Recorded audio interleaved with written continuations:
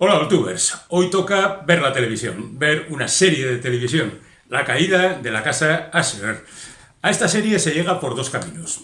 Por una parte, los usuarios habituales de este tipo de productos conocen mucho a Mike Flanagan, el showrunner de la serie, el ideólogo, el tío que lleva un montón de tiempo haciendo historias de terror, tanto para el cine como para la televisión. A él pertenece La maldición de Hill House, de Bly Manor, La maldición de Bly Manor, quiero decir, películas como El juego de Geralt o Doctor Sueño, que son historias basadas en novelas de Stephen King, y una larga trayectoria haciendo este tipo de productos como Misa de Medianoche, por ejemplo, y bueno, pues tiene una evidente influencia entre los espectadores. El otro camino por el que se llega a la caída de la casa Usher es a través de su autor original, Edgar Allan Poe. Es bien sabido, creo que es bien sabido, que La caída de la casa Usher es uno de sus títulos más representativos. Es el título de uno de sus cuentos, porque como sabéis, Poe escribió cuentos, poemas y solo una novela que además dejó inconclusa, así que su trayectoria es más bien limitada. Claro, para adaptar un cuento de 16 páginas, pongamos, depende de la edición, a una teleserie de 8 horas, la cosa es complicada. Y lo que hace Flanagan aquí es reunir toda una serie de historias del bueno de Poe y ir planteándolas, lo cual obliga, por una parte, a ceñirse a esas historias, más o menos, y por otra también a tratar de ser entretenido, dinámico y desde luego muy atractivo para su público habitual. Resulta que los que siguen a Mike Flanagan dicen que esta serie no está a la altura, y los que dicen que a ellos lo que les gusta es Edgar Allan Poe, pues dicen que la serie a veces resulta un poco forzada a la hora de ir metiendo argumentos de diferentes relatos. Bueno, vamos por partes, no nos liemos. La serie, ya digo, tiene 8 horas, son 8 capítulos de 1 hora aproximadamente, y cuenta la historia de una familia, los Usher, que han triunfado en el mundo de la industria farmacéutica. Por supuesto, para hacerlo han tenido que cometer algunos delitos y tienen un historial a la espalda, pues, cuando menos amenazador. Entonces, la estructura de los relatos es, empiezan por uno titulado Annabel Lee, que viene a presentar la situación. Luego seguirán 6 cuentos, cada uno de ellos titulados por uno de los relatos, por algunos de los relatos más famosos de Poe. Pues, por ejemplo, están Los crímenes de la calle Morgue, está La máscara de la muerte roja, está El gato negro, está El escarabajo de oro, está El cuervo, el cuervo es el último, y está El pozo y el péndulo, por ejemplo, y en cada uno de ellos se centran, aunque aparecen todos los restos de personajes, en uno de los hijos de la casa Usher, porque a diferencia del original, aquí el varón, el jefe de familia, Roderick Usher, ha tenido bastantes descendientes, tantos como 6. Mientras tanto, su gemela Madeleine ha permanecido al margen de todo esto y se vislumbra como un poco el cerebro detrás de toda la operación.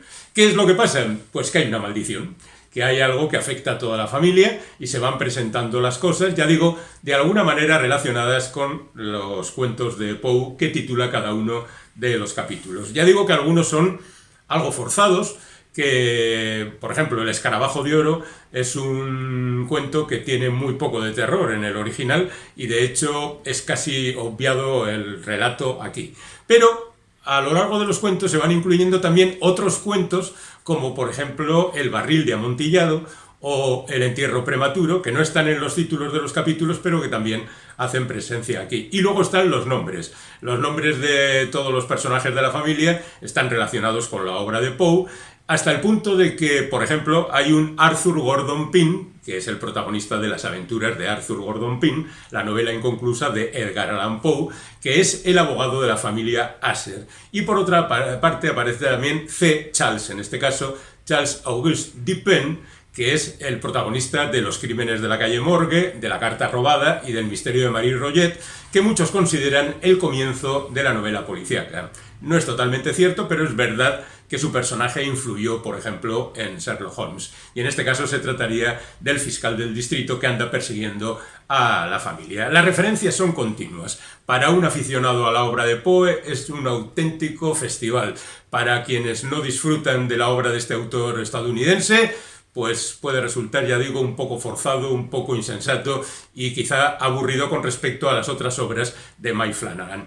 En definitiva, que depende en qué sitio te encuentres, puedes disfrutar más o menos. De cualquier forma, la serie está bien construida, es muy larga, efectivamente, se le podrían quitar bastantes minutos a la acción y mejorarlo, por supuesto. Las interpretaciones más o menos son ajustadas y la verdad es que nos encontramos con, por una parte, la troupe habitual de Mike Flanagan, compuesta entre otros por Bruce Greenwood y Carla Gugino, que vienen a ser un poco los protagonistas de esta historia, junto con Mary McDonnell. Recuerdo que Bruce Greenwood es ese tío que es capaz de aparecer en películas de gran prestigio y al mismo tiempo emponzoñarse en hacer serie B sin ningún esfuerzo y manteniendo siempre una gran dignidad. Hace lo mismo los papeles del Pentágono, que pone voz a Batman en diferentes series de animación. Por su parte, Carla Gugino la recordamos sobre todo por Watchmen y por Sin City y por otras historias de este tipo, incluso cine de catástrofes tipo San Andrés. Y Mary McDonnell, que para nosotros empezó a destacar a través de Bailando con Lobos y Gran Canyon, hace ya 30 y tantos años, pues tiene también una trayectoria en el cine fantástico que empezaría con Independence Day.